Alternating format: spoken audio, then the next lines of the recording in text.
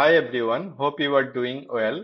In this video, I will show you how to create heart shape in Adobe Illustrator easily.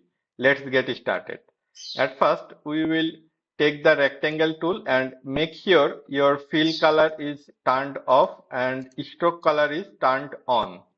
Now we will draw the rectangle. Now we will click the selection tool and press Alt to duplicate the existing rectangle.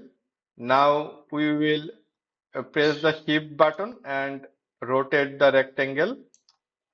Now place it in the center of the first rectangle. Now select both of them. Now rotate them again.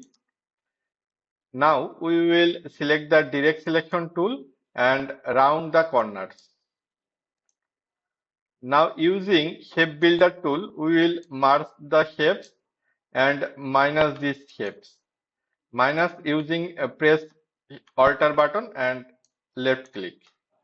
Now we will select the heart shape and now we can see that it has no fill color right now and it has stroke color only, so that we can turn off the stroke color and turn on the fill color, and that's it. We can see a perfect heart shape. Thanks for watching. See you in the next video.